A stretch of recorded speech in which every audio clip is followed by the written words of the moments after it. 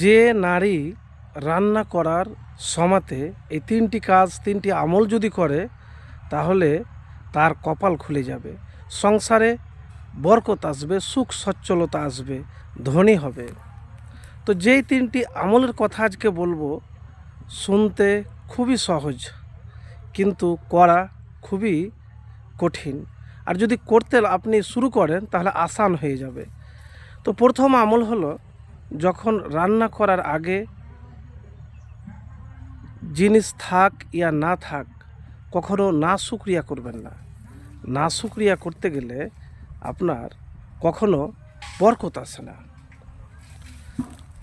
খাবারের জিনিস ভালো হোক অথবা খারাপ হোক, যে রকমই হোক, আপনি শুকরিয়া করবেন আর মনে মনে বলবেন যে আল্লাহ আজকে এটাই আমার জন্য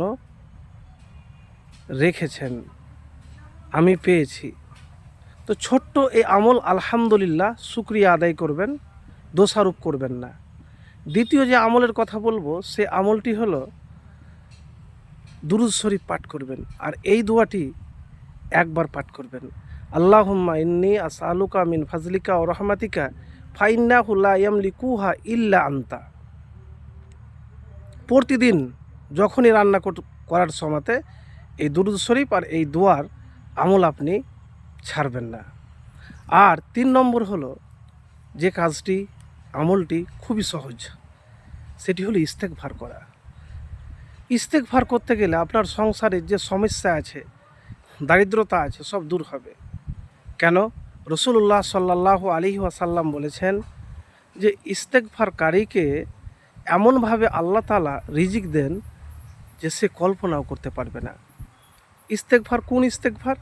সবচাইতে ছোট হলো আস্তাগফিরুল্লাহ বা আস্তাগফিরুল্লাহ ওয়া আতুবু ইলাই। যে কোনো ইস্তেগফার পাঠ করলেই হবে। গুনগুন গুনগুন করে মনে মনে আপনি ইস্তেগফার পাঠ করতেই থাকবেন, কখনো মিস করবেন না। তো এই 3টি আমল যদি কোনো আমার প্রিয় বোন, আপু, দিদি যদি নিয়মিত রান্না করার সময়তে তার আগে এই আমল করে, তাহলে তার সংসার হবে সুখের, তার রিজিকে রুজিতে বরকত আসবে। দেখেন, শুকরিয়া যত বেশি করবেন তত আপনার সুখ সচ্ছলতা আসবে। ভালো হলেও করবেন, খারাপ হলেও করবেন। খুব সংসারের অভাবে আছেন, খুবই কষ্টে আছেন, আপনি সব সময়তে গুনগুন গুনগুন করে রান্না করবেন, আস্তাগফিরুল্লাহ আস্তাগফিরুল্লাহ আস্তাগফিরুল্লাহ, এভাবে আপনি বলতেই থাকবেন। তো সহজ 3টি কাজ, 3টি আমলের কথা বললাম।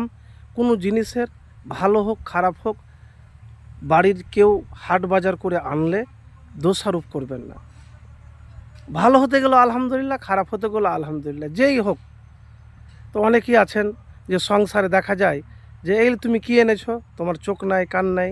তো এই সব জিনিস, নাশুক্রিয়া জিনিস করতে গেলে আল্লাহ রাব্বুল আলামিন অখুশি হয়, আর শুকরিয়া আদায় করতে গেলে আল্লাহ রাব্বুল আলামিন খুব খুশি হয়। তো শুকরিয়া কিভাবে আদায় করবেন? আলহামদুলিল্লাহ, আর মনে মনে বলবেন যে আল্লাহ এটাই আমার জন্য রেখেছে, এতেই আমি খুশি।